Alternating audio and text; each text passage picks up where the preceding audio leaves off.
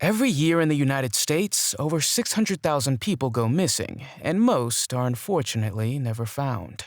A small percentage, however, are found, albeit under baffling circumstances. Here are two such stories. Fasten your seatbelt, and let's get started. First, we have the story of Steven Kubaki. The Bermuda Triangle is located in the Atlantic Ocean. It's familiar to many as a place where ships and airplanes sometimes mysteriously vanish. Many people are unaware, however, of another triangle that boasts of similar disappearances. The Lake Michigan Triangle, an area within the points of Ludington, Michigan, Benton Harbor, Michigan, and Manitowoc, Wisconsin, has a similar history. Explanations for disappearances in this area range from sudden storm systems to aliens. One of the disappearances in this area was of a 23-year-old man named Steven Kubaki. Steven Kubaki was a junior at Hope University in Michigan in 1978. He loved the outdoors and often ventured out to explore nature. One day in February, around that same year, Steven decided to take a solo skiing trip around the Lake Michigan area. Steven was an accomplished cross-country skier, so after informing his family and roommate about the trip, he set out. A few days later, snowmobilers came upon an unusual sight, a set of ski tracks leading to the edge of the lake, where a pair of skis and two ski poles laid abandoned. Believing someone might have fallen into the lake, they reported the discovery to authorities, unaware of the unfolding events. Meanwhile, Steven had not returned when expected, and his family grew very concerned. They contacted the authorities and filed a missing persons report, hoping for his safe return. As the search for Steven began, investigators connected the ski tracks and the abandoned equipment to his disappearance. The authorities performed an extensive search of the area and were puzzled by a lack of a struggle. They couldn't find any evidence that he had fallen into the lake, and it seemed as if he had vanished into thin air.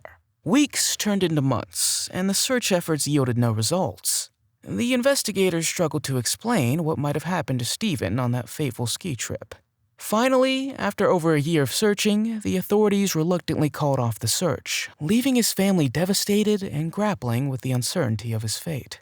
Then, 14 months later after his disappearance, Steven awoke in a field over 700 miles from his college. He had no idea how he got there, but he recognized the area and it was close to his aunt's home. He made his way there, and she in turn took him to his father's house.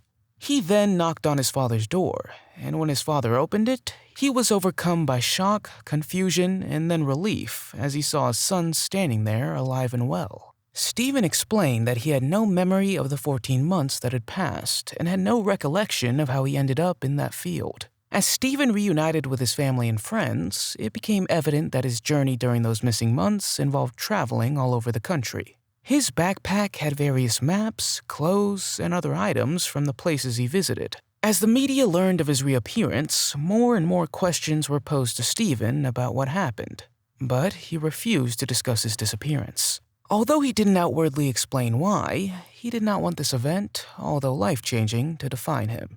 He wanted to get back to his life as Steven, not the man who went missing for 14 months. Steven's whereabouts for those 14 months had remained a mystery to everyone, including himself. However, the story of Steven Kubaki's disappearance and return may soon be explained. Some years after his disappearance, he regained his memory of how he disappeared and what happened to him while he was gone. And so, he's now ready to tell his story. Steven, along with Dylan Quarles, is writing a book detailing what happened during his disappearance. They're currently searching for publishers, so sooner rather than later, we may have the explanation for what so many have been looking for all these years. What do you think happened to Steven? I'd love to hear what you think in the comments. Our second story is that of Haley Zega. In Arkansas, there's a national park named the Upper Buffalo Wilderness Area. It's a remote and wild area so isolated and rugged that no vehicles are allowed. On April 29, 2001, Haley Zega was a self-assured 6-year-old girl. For the first time ever, she was hiking in this national park with her grandparents. During the hike, they visited a bluff overlooking the breathtaking landscape. As they continued on their hike, Haley spotted a small waterfall down an embankment. Fascinated, Haley wanted to climb down the hill to see it. After surveying the hill and what would be required to get down and back up, her grandparents denied her request.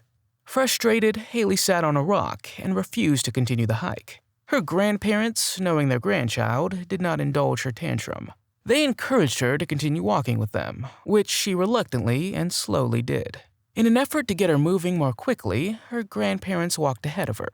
But when they turned back to see if she was catching up to them, she was nowhere to be found. Unbeknownst to her grandparents, Haley had ventured off the main trail onto a small deer trail and quickly became lost. Her grandparents immediately went back to look for her, assuming she had hidden behind a tree to play a prank on them. As they searched for Haley, calling out her name, they became increasingly concerned when she didn't respond. Panic set in as they realized she had truly disappeared. Within a short period, they called the police, and the largest search and rescue in Arkansas history was initiated for young Haley Zega. Over 1,000 searchers scoured the area, aided by dog teams and helicopters. The National Guard and firefighters joined the effort, leaving no stone unturned. Despite the extensive search, the initial days yielded no progress, and thoughts turned to the possibility of Haley having been abducted by someone. After 52 hours of an exhaustive search, 2 researchers who ventured outside the search area spotted Haley curled up on a ball next to the Buffalo River. When she saw them, she waved, and they confirmed she was indeed Haley Zega. She appeared relatively unharmed with just a few scratches. Haley was reunited with her family and taken to the hospital for observation. When asked how she survived for over 2 days in the wilderness alone, Haley mentioned an imaginary friend named Alicia, who had guided her during her ordeal. She explained that Alicia helped her stay calm, guided her around safely, and was basically a friend during the ordeal. Haley also explained how she heard the helicopters searching for her, and she tried to get their attention by throwing sand in the air, but they never saw her. The investigators assumed Alicia was just a coping mechanism for a traumatic experience and focused on the logistics of how Haley navigated her way through the wilderness.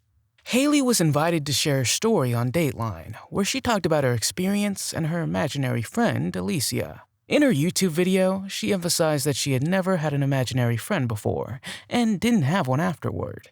However, during that time, Alicia was as real to her as anyone else.